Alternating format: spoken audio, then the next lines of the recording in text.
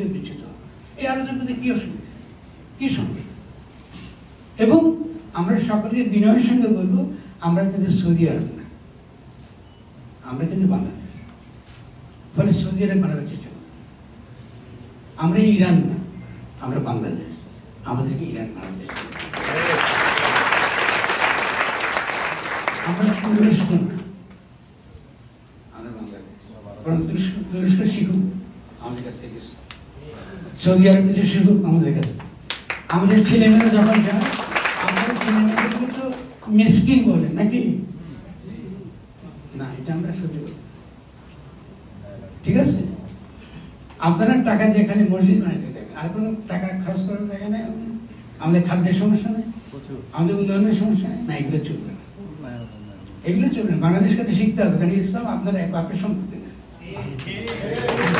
এটা আমার